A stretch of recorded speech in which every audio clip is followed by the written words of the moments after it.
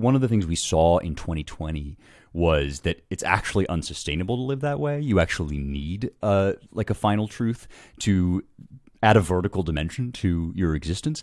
And the need for that is why people knelt so readily for the BLM people, right? Was they needed something to kneel before. Or like, for instance, the Fauci of it all, right? I represent the science. He's obviously not talking there as a scientist, but he is fulfilling a very deep need, and that is for clerical authority. So the proposition in the book is, look, you're going to worship something, actually. There's going to be a bedrock. So why would you get these putzes like Fauci to serve in that role? Why wouldn't you seek a deeper and a more ancient and a more tried and trusted version of that kind of...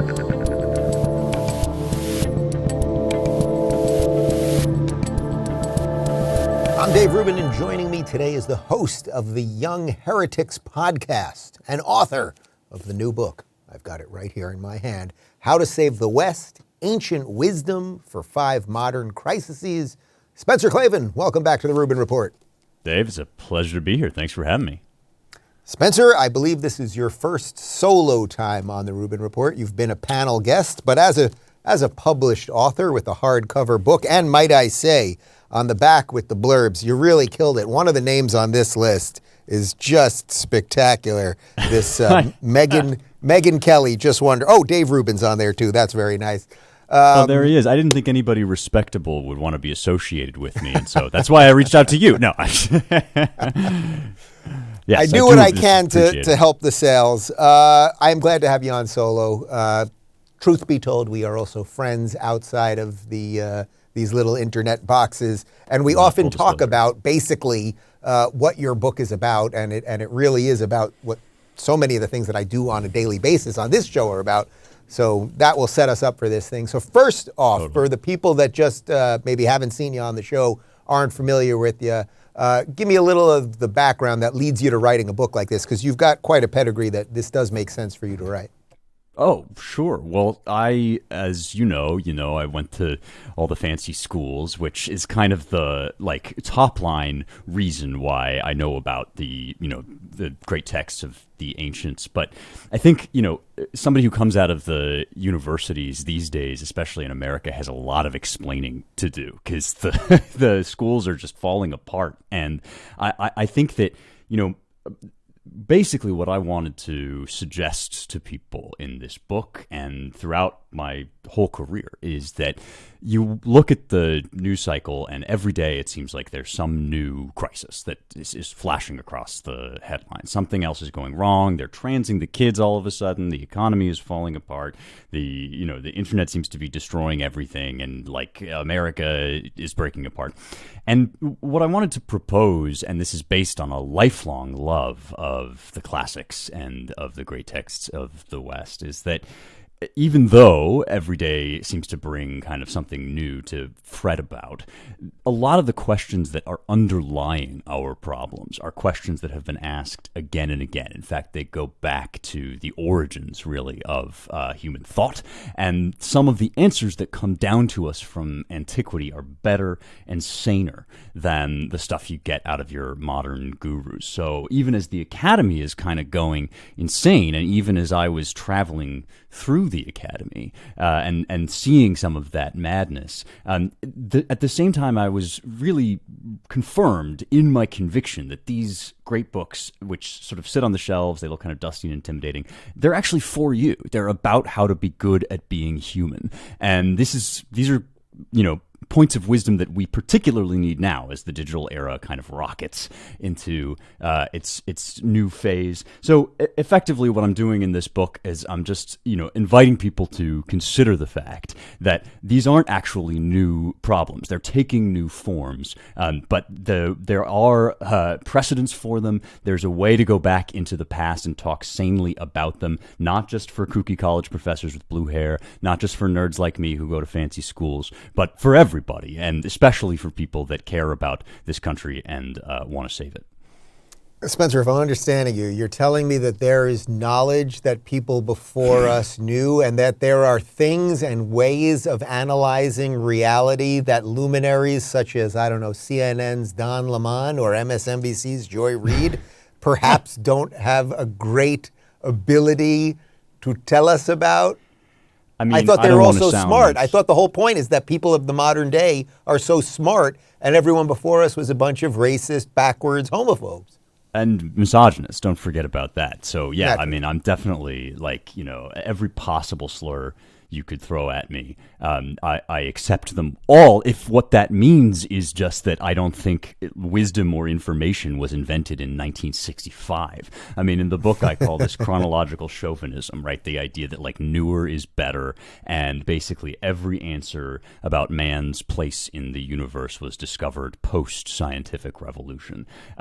Yeah, you go those guys you mentioned, the Don Lemons of the world, the Nancy Pelosi's of the world, Edward Said's of the world. They'll sneer at you for suggesting that actually it's not inherently evil to talk about things like Western culture, and they laugh as if this is like a ludicrous suggestion. But why shouldn't it be the case that people who have thought deeply about these things over time and throughout the history of our traditions have arrived at some pretty good answers? I think we're cheating ourselves out of those answers if we ignore or we just cast off everything that went before us as some kind of like racist, chauvinist holdover.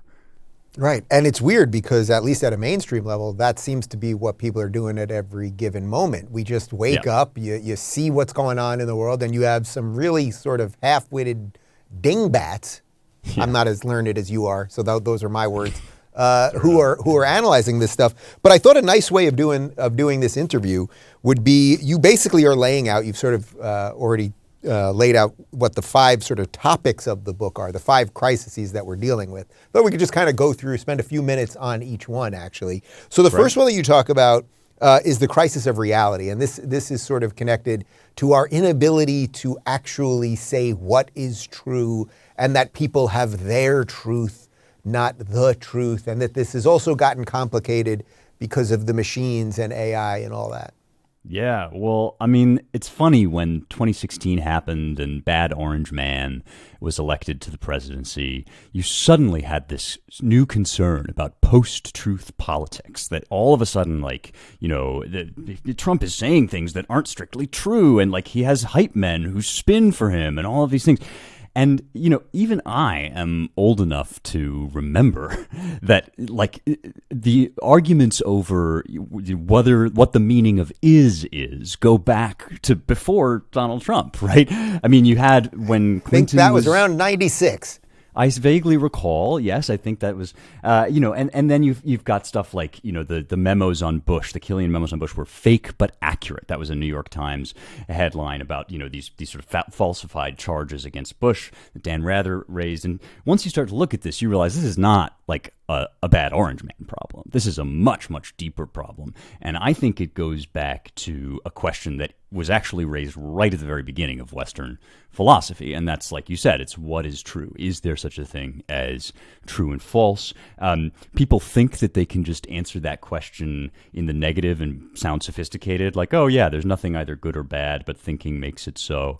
And my argument is that there's no halfway version of that proposition. If you take that pill, you got to go all the way. And what that means is the only thing there is power, which is what you're seeing now, right? People will just insist that you call them by the pronouns that they have invented because their reality, their truth is what they're going to enforce using the state if they can get their hands on it. So that's the first section of the book, is about kind of the ancient answer to that important question, which is, yes, some things are true or false, whether you wish them away, whether you digitize them away or not. And if you don't want to live in a world of pure power politics, you've got to get on board that train, the reality train.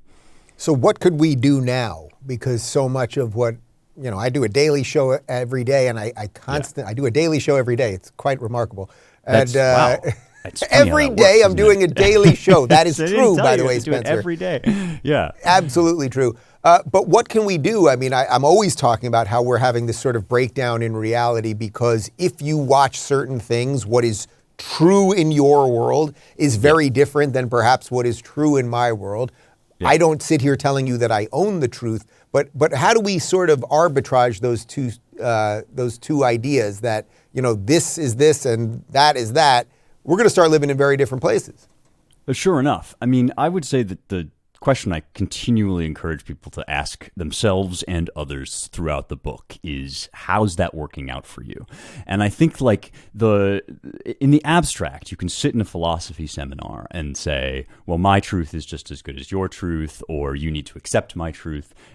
But in point of fact, when you start to do that, you notice all these ways that it breaks down. It broke down in Stalinist Russia, when the professors started arguing that there was no real need for evidence to convict somebody because we just know, like according to the party, that he's guilty. And you see all the disastrous consequences of this stuff in the here and now. And the more we can bring each other back to the here and now, the more we can engage in like face to face. I mean, I know here we are on a digital like communication system, but you mentioned at the outset, like we have a real in-person friendship. We share ideas with one another. And people are really craving that. They've been told that they like don't need it, or that Zoom is fine, lockdown is good for you, actually, you'll own nothing, you'll live in the pod, whatever. We know that doesn't work. So the thing I insist on is like a constant face-to-face encounter with one another, especially in our communities. That's why the stuff that's going on in like the school boards is so exciting, because that's where people actually have to like face up to the consequences of their beliefs and of their actions. And the more we insist on that, I think the closer we get back to reality. All right, so if we slowly but surely get back to reality, that would be a nice concept. That would sort of get us to the second part of this, because you talk about the crisis of the body. Right. And right now we seem to be in this situation where many people's reality of their physical reality seemingly is not matching up with their mental model or their mental reality. And the rest of us are constantly talking about this trans issue, despite the fact that it's very small percentage-wise. It seems to have leaked into like every part of society. That's right. And you make I think that's a great point, that we kind of fixate on it even if we aren't feeling it ourselves. And that's kind of a key, I think, to a lot of this, because when this kind of stuff comes up, of course, it's really easy just to get into like a kind of conservative fist-pounding mode of like those bad deviants, right? They're doing the bad stuff. And one of the things I try to point out in the book is, this is definitely a dangerous and destructive kind of ideology. The notion that you can like pump children full of hormones is obviously, I think, evil and wrong. But we have, in order to understand it, if we really want to kind of get over it or move past it, we have to understand that it's a response to a very, very ancient and deep problem, which is the problem of the body, the problem of the flesh, which, like, you can find people from the early days of Greek philosophy wrestling with this. In the book, I talk about a Neoplatonist philosopher called Plotinus, whose biographer from antiquity says he seemed ashamed of being in his body. And I think that the reason these two things are connected is because when you start talking about reality, about absolute truth, you very quickly start to talk about ideals, right? Like beauty, things that are the way they are, regardless of, whoever disagrees. Absolute truth kind of lives in this pure, eternal sphere. And we don't live in that sphere. We live in a really messy kind of world where people break down and die. And like, you get man colds and all sorts of stuff, all sorts of bad stuff happens. And when you face up against that, you start to want to kind of crawl out of your flesh. And I think that the trans ideology, the transgender stuff, kind of plays on that, sort of offers to people this vision of themselves that doesn't depend on, living in the flesh, on like seeking health and goodness in the here and now, but promises some kind of otherworldly future you can zoom up into. And you start to see that this develops very quickly out of transgenderism and into transhumanism, into like a whole new kind of you're going to evaporate into like some digital space. You're going to become an android or whatever. Once again, in the book, I just insist on asking, like, how is that working out for us? It's a proposition that's based on something that's currently making us sick and miserable. And the proposition is like, just maximize it, just go to infinity. So I present in the book a kind of other way, basically, of looking at this, that yes, there's more to us than flesh, but the things that we seek are actually found through the flesh, that our bodies are kind of a language for our soul. And I think, again, this is like a much healthier and saner way to engage with yourself and with the rest of the world. But it does require that you actually like face up to the consequences of your actions, which again requires coming back to that reality and actually like looking at yourself and those around you, and making a sober assessment. You know, it's interesting because we could spend all day long talking about the trans part of this, but I think actually maybe for a moment we could spend on the transhuman part of this. This is the idea that people will replace body parts with robotic body parts and, you know, digital IDs in your hand. And if your eyesight's not working, you could potentially get, you know, some sort of robotic eye, the litany of things, artificial wombs outside of the body. There's so many things here. And for me, I'm sort of two-minded on this because on one hand, there's this sci-fi part of me that I grew every movie that if you went through my favorite 100 movies or most watched movies, 99 of them are probably sci-fi. So I have a great affinity to all of this stuff and the imagination of all of it. And then there's this other part where it's like, man, look what in 20 years the internet has done to all of us. Did it make us more social, more happy, more connected, or did it actually do the reverse? And I would now fear that while it might be cool at some level to have a super strong arm like Will Smith had in iRobot, we might be trading on something that we would regret, which actually isn't that far off from the original trans conversation. You know, you replace some parts, but there still might be a problem there. It's sort of like you got promised RoboCop, but they actually turned you into the Borg. Do you know what I mean? Like there's like there's sort of you know that's what you're describing, and I feel it too because I really don't want to become one of these guys that's just saying like all this tech is bad. We got to reverse it. We got to undo it. That's always the danger. And I talk about this a little bit in the opening of the book, just because it's very easy to slip into and to be accused of like wanting to turn back the tide of history. Some of this stuff is gonna come into existence. There's no real version of the future, I don't think, where we don't start to do things that, you know, for instance, like we're already seeing these implants that can fix or help with blindness, with people being hard of hearing, and we can recognize that there's something good in that. At the same time as, like you say, there's also this philosophy behind it. That's kind of what I'm trying to get at here, this driving idea that not only is it good to restore our faculties or enhance our faculties, it's actually good to just transcend what we are altogether. And I think that's why the Borg is such a powerful image in Star Trek, actually, is because that's about dissolving the boundaries of yourself. And the philosophy that I resort to in the book to deal with this stuff, which is called hylomorphism, is a fancy word for form in matter, that you kind of you never really get beyond having a human body. You can use that human body in different ways.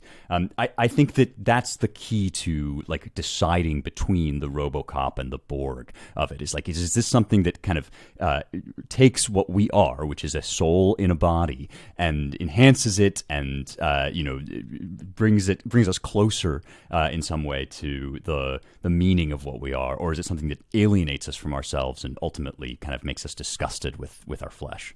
Is the other part of this where it's not even going to necessarily do that much to your physical body, but you will have followed Mark Zuckerberg, who I'm fairly certain is a synthetic android, into the metaverse, meaning that you won't have to actually, the transhuman part of this is that you're literally going to replace body parts, replace eyeballs, things of that nature.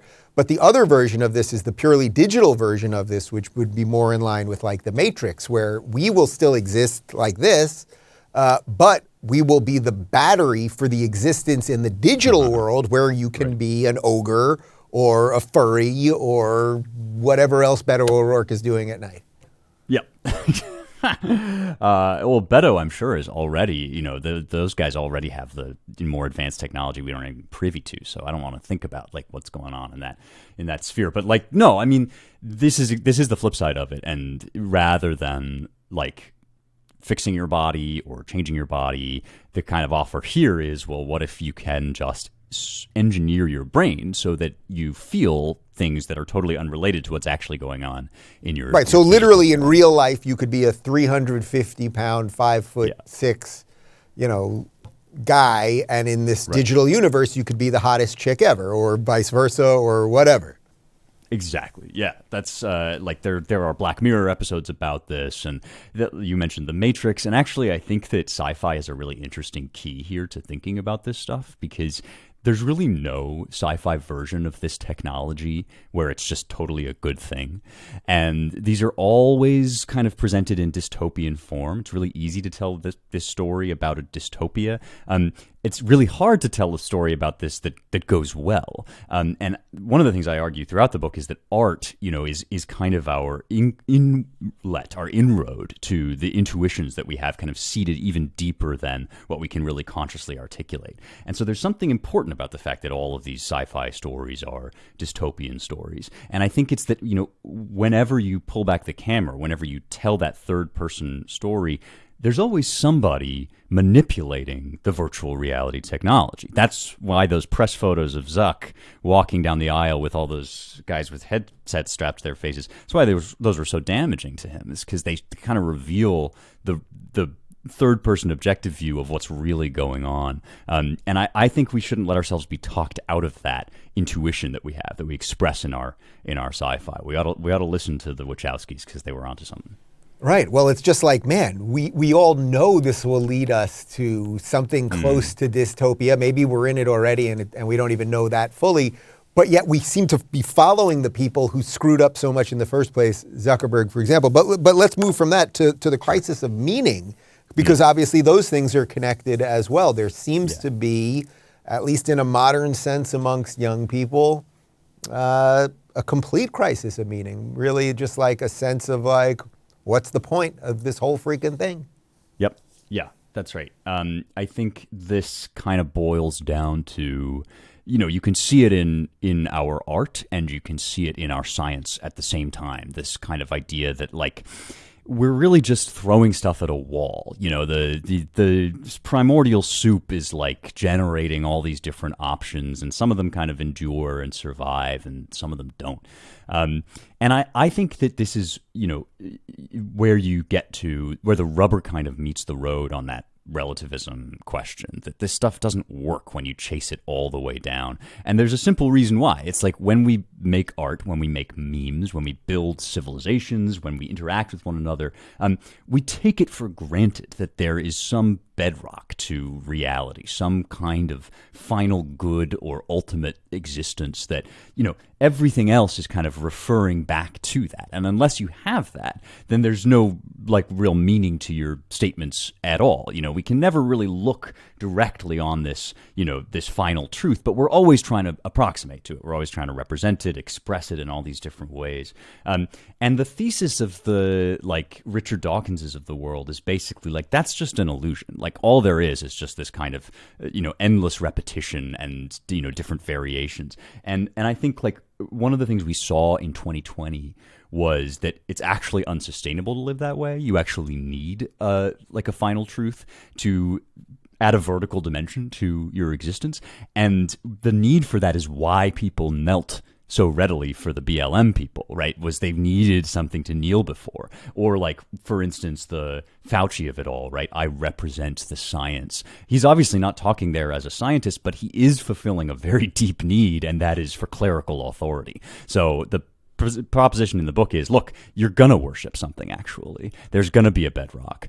So why would you get these putzes like Fauci to serve in that role? Why wouldn't you seek a deeper and a more ancient and a more tried and trusted version of that kind of thought? It's interesting because one of the things that I think helped my own spiritual awakening, obviously not only being on tour with Jordan Peterson and being around that and that sort of thing, but during COVID, one of the things that I noticed really quickly was that people who were believers, whether they were Christians or Jews, whatever they might be, even if it was somewhat amorphous, but they considered themselves a believer in something, they seem to not go as crazy as the pure secularists. Because the secularists, I think, were doing the Dawkins move that you're talking about there. It was just like you could wake up on any given day. They gave you a set of information. Here's the data. Here's how many people are dying. Here's what's going on. Here's why you have to stay in your house. And then you just respond to the secular lunacy every single day. And I saw that was in stark contrast to people who, because they believed in something else, maybe it was a various set of things, they believed in something else. They didn't necessarily have to believe in the immediacy of the day. Wow, and that kept them sane throughout that.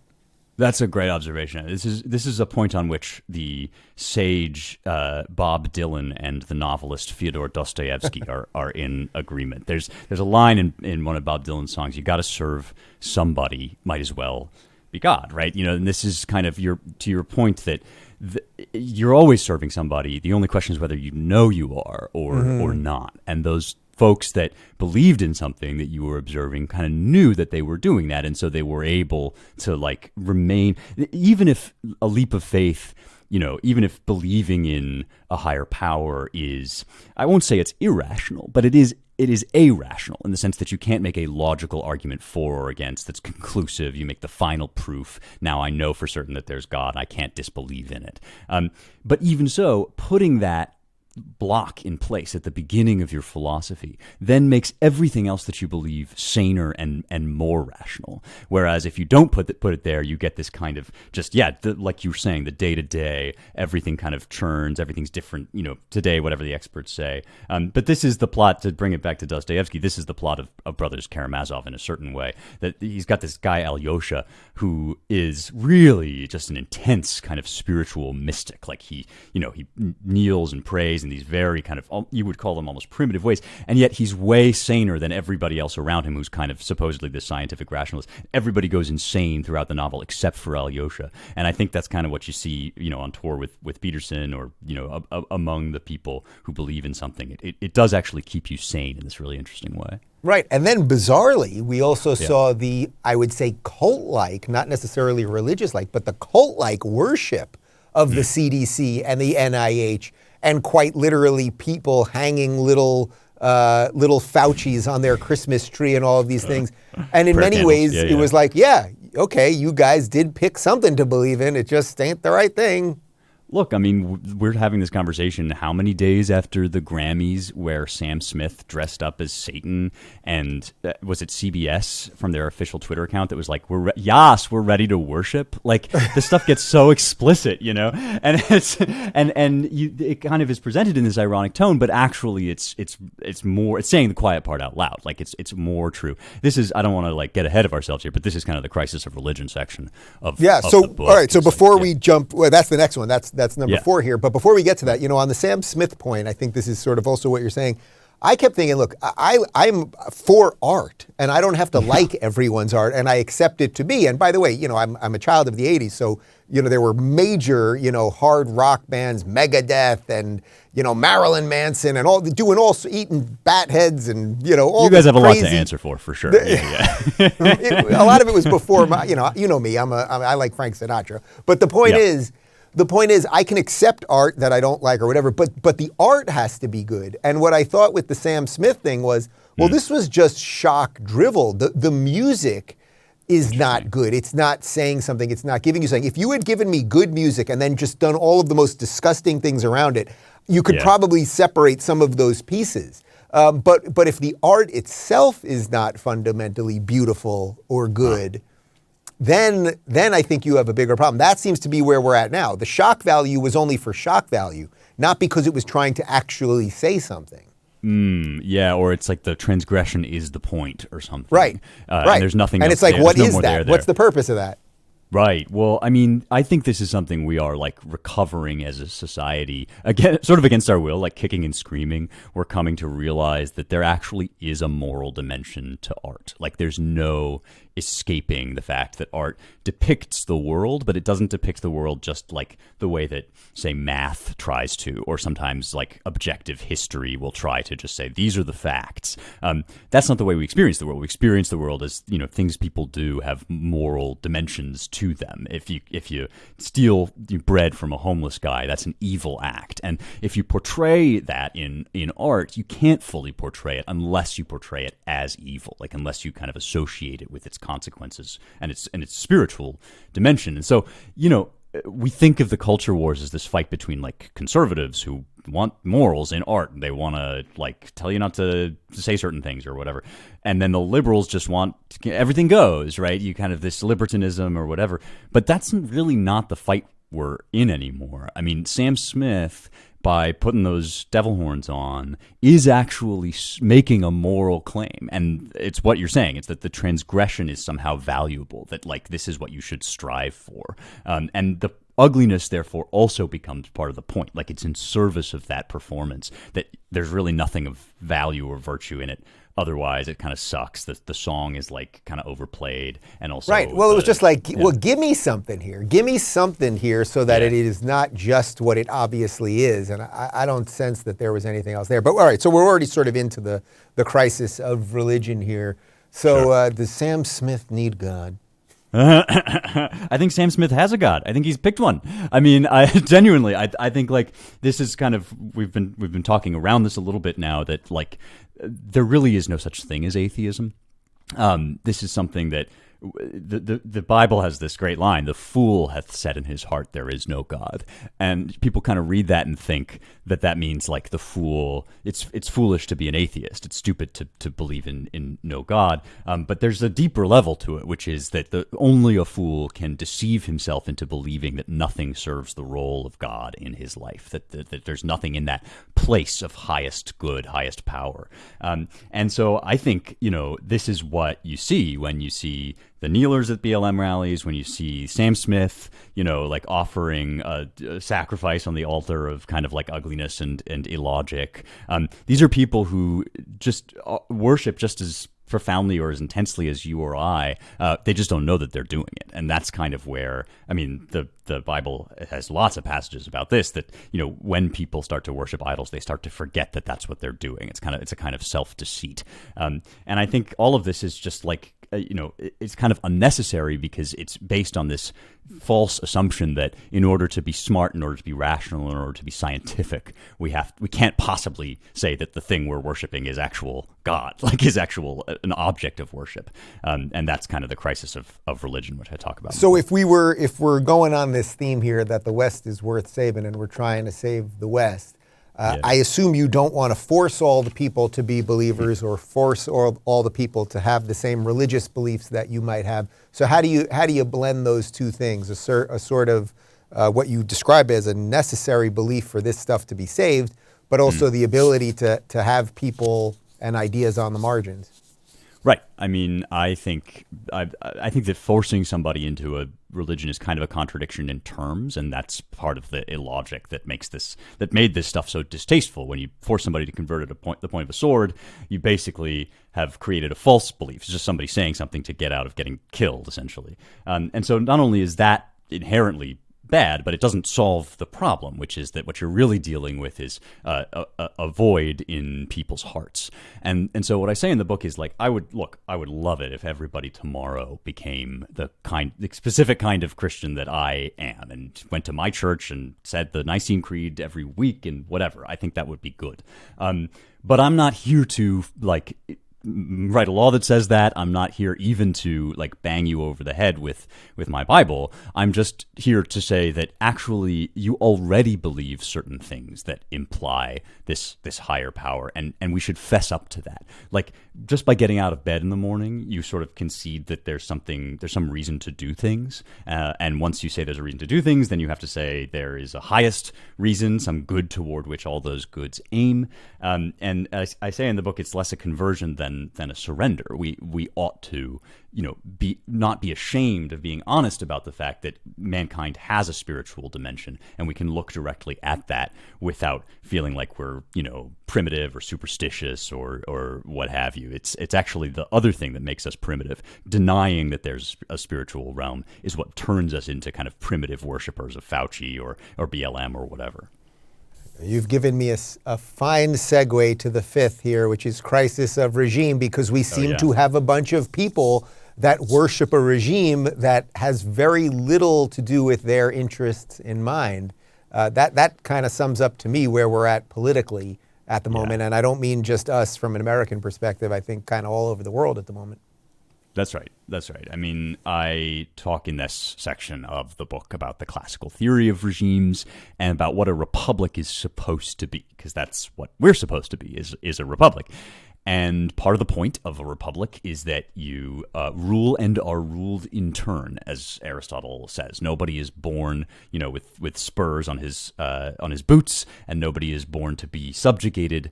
We have a kind of shared distribution of power that it doesn't flatten everybody out into sameness, but does give people, ownership. Each person has ownership, sovereignty over his own choices. And yeah, you're seeing a lot of people that don't want that or are falling for the kind of removal of that. And what I identify in the book is kind of the problem here is the breakdown of what the ancients would have called philia. That's friendship, just civic friendship, just the love between fellow citizens. We haven't heard the State of the Union address yet, but I'll be willing to bet that Biden, when he does get half a sentence out of his mouth and is able to form a word, he's going to say something about those nasty, evil, ultra MAGA, crazy bad people. I mean, this is a guy who at one point said that we had a pandemic of the unvaccinated. So congratulations, Dave, you're a disease. I mean, that's really where we're at. Yeah, as indeed, just like a virus would be. No, but I mean, this is the kind of talk that unmakes republics. That kind of, it's like acid that you just pour, and they divide us up. They say oh, you're gay, and the straight people are inherently oppressive. You're black, and the white people hate you, and you're a woman, and the men are bad. And this is really where, as a political matter, civic association, neighborliness, small community, the kind of stuff actually that you're seeing over in Florida, right? This kind of real federalism that then leads to a kind of national movement back against the tribalism and the just bonkers sort of leftism. That's where this becomes not just a kind of philosophical imperative, but actually the only political possibility for us to turn this thing around. Right. It seems really, really obvious to me at this point. I just saw you a couple days ago in Florida, and having lived here now, and everyone knows my feelings on Florida, so I don't want to belabor that. But it's I live in a world, both physically and I would say philosophically, that make sense to me, that I think are good, that are obviously in line with a lot of things you've written here. And then if I was to take someone like someone I talk about on the show often, say Joy Reid on MSNBC, she has the polar opposite ideas. She thinks that Florida is evil. She believes in neo-racism and obsessing over skin color and gender and sexuality and all these things. I don't know, other than a disassociation and moving to our own communities and geographically separating, I don't know how you put those two things together. So I guess the founders were really onto something with this federalism stuff. I know, those nasty, evil, chauvinist, whatever, backwards, white slaveholders. I know, right. So, I mean, this is Madison's argument in Federalist 10, that the true antidote, because it's not a guarantee, by the way, that you can do republicanism in such a big country. I mean, that's kind of the problem that the founders were up against. And this was the solution that they proposed, and I think in our times it has a specific value, which is, I think people like you and me outnumber people like Joy Reid when you get us away from the honking, screaming idiots on MSNBC. I actually think that when you do what DeSantis is doing and you state boldly, making no bones about it, Americans are Americans. You're not going to teach kids about 57 genders because that's wrong, and that's not what we do in America. What did he find in 2022? Right, that was the most successful approach to those midterms, and it was successful across the races, right? It was an interracially successful proposition. And you can find that sort of thing when you create these, you might even call them safe spaces, right? Like safe havens for sane people who want to live in reality. And that can lead to national change, but it has to start locally, like you're saying. Spencer Klavan, the book is How to Save the West. We will link to it right down below, and we will break bread in the great state of Florida soon enough. Fantastic. Or you're in Tennessee. That's pretty good, too. We're free here as well. Yeah, come have some hot chicken. We'll see you there. See you soon, my friend. Likewise. Thanks, my friend. If you're looking for more honest and thoughtful conversations about politics instead of mindless drivel, check out our politics playlist. And if you want to watch full interviews on a variety of topics, watch our full episode playlist, all right over here. And to get notified of all future videos, be sure to subscribe and click the notification bell.